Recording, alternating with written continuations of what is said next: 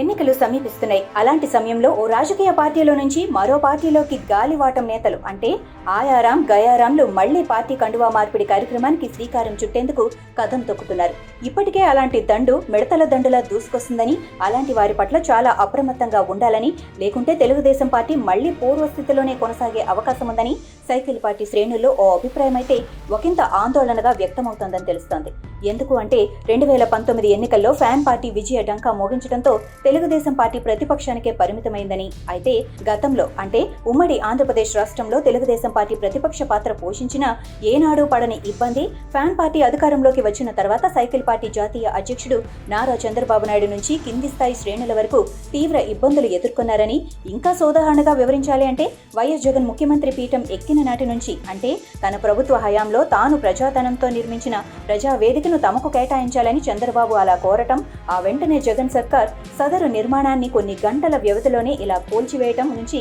నిన్న మొన్నటి AP skill development కేసులో ప్రతిపక్ష నేత నారా చంద్రబాబు నాయుడిని అరెస్టు చేయటం వరకు చాలా కీలక పరిణామాలు చోటు చేసుకున్నాయని వారు గుర్తు చేస్తున్నారు. అయితే ఇంకా మరింత లోతుగా వివరించాలంటే మాత్రం తెలుగుదేశం పార్టీ కండువా కప్పుకొని రాజకీయ ఓనమాలు దిద్దుకున్న కొడాలి నాని, వల్లభనేని వంశీ లాంటి వాళ్లు అధికార జగన్ పార్టీలో చేరిన తర్వాత చంద్రబాబుతో పాటు ఆయన ఫ్యామిలీపై తీవ్ర ఆరోపణలు గుప్పించారని, ఇవి రాష్ట్ర వ్యాప్తంగా తీవ్ర సంచలనానికి కారణమయ్యాయని, అయితే వీరిద్దరే కాదని జగన్ తొలి మళ్లీ కేబినెట్లోని మంత్రులు అనిల్ కుమార్ యాదవ్, వెల్లంపల్లి శ్రీనివాసరావు, అంబటి రాంబాబు, జోగి రమేష్, ఆర్కే రోజా వగైరా టీడీపీ అధ్యక్షుడు నారా చంద్రబాబు నాయుడు, ఆయన కుమారుడు నారా లోకేష్ పై రకరకాలుగా వ్యంగ్య బాణాలు సంధించారని, అయితే ఆ సమయంలో ఇలా మాట్లాడటం తప్పు, చాలా పెద్ద తప్పు, రాజకీయాన్ని రాజకీయంలో ఎదుర్కోండి, అంతేకాని వారి ఫ్యామిలీని ఇలా కించపరచడం, ఇంట్లో వారిని బయటకు లాగటం ద్వారా రాజకీయ లబ్ధి పొందటం చాలా దారుణమంటూ, ఇకపై ఇలాంటి వ్యాఖ్యలు చేయవద్దంటూ ఫ్యాన్ పార్టీలో అగ్రనేతలు కానీ, ప్రజాధనాన్ని లక్షల జీతాలుగా తీసుకుంటున్న సలహాదారులు కానీ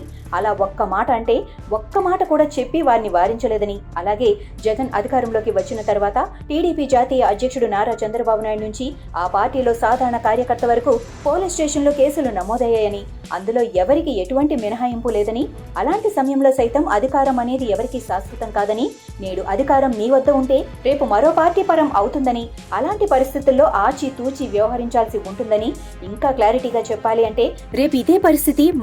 మన పార్టీలో వారికి ఎదురైతే మన పరిస్థితి ఎలా ఉంటుందో ఓ ఆలోచన చేయాలని సూచించాల్సిన పెద్దలు సైతం జగన్ పార్టీలో లేరని, అయితే దాదాపుగా ఇదే విషయాన్ని గతంలో అంటే మాజీ మంత్రి ఒంగోలు ఎమ్మెల్యే బాలినేని శ్రీనివాసరెడ్డి జన్మదిన వేడుకల వేదికగా ఆయన ముఖ్య అనుచరుడు సుబ్బారావు గుప్తా ప్రస్తావించి, సదరు ఎమ్మెల్యే గారి ప్రధాన అనుచరుడు సుభానీ చేతిలో గుప్తాకు తకదినతోం జరిగిన విషయాన్ని ఈ సందర్భంగా గుర్తు చేస్తున్నారు. ఇక టోటల్ గా చెప్పొచ్చేదేమిటంటే అధికార ఫ్యాన్ పార్టీ నుంచి వచ్చేసిన వారు, వస్తున్నవారు, రావాలనుకుంటున్న వారు, గతంలో వారు మన పార్టీలోనే ఉన్న పార్టీ కష్టకాలంలో ఉన్నప్పుడు మనపైన, మన పార్టీ పైన, మన ఫ్యామిలీ పైన ఆరోపణలు చేశారా, లేకుంటే స్థితప్రజ్ఞతకు బ్రాండ్ అంబాసిడర్ లాగా సైలెంట్ గా ఉండిపోయి ఆ పార్టీ అధినేత వద్ద మార్కులు కొట్టేశారా అనే విషయాన్ని గమనించాలని, లేకుంటే అలాంటి వారు పార్టీలోకి మళ్లీ రీఎంట్రీ ఇవ్వటం వల్ల పార్టీలో జెండా కర్రలాగా పాతుకుపోయిన అసలు సిసలు నేతల నుంచి శ్రేణుల వరకు హోల్సేల్ గా దెబ్బైపోతారని, ఎందుకు అంటే ఈసారి ఎన్నికల్లో పార్టీ గెలిచినా భవిష్యత్తులో ఓవేళ మళ్లీ ప్రతిపక్షంలో కూర్చోవలసి వస్తే ఇలా పార్టీలు మారే ఆయారాం గయారాంలు స్వతంత్ర అభ్యర్థుల్లాగా ఇట్టే గోడలు దూకేస్తారని, ఇటువంటి పరిస్థితుల నేపథ్యంలో వచ్చిన వారు ఎవరు, మనవాడా, మన బాగు, పార్టీ బాగు కోరేవాడా కాదా, వాడిలో వీసమంతైన నీతి నిజాయితీ గట్రా లాంటివి ఏమైనా ఉన్నాయా లేదా అనేవి పరిశీలించాలని పార్టీ అధినాయకత్వానికి హార్డ్ కోర్ ఫ్యాన్స్ మనసారా మనవి చేసుకుంటుంది. అలా కాకుంటే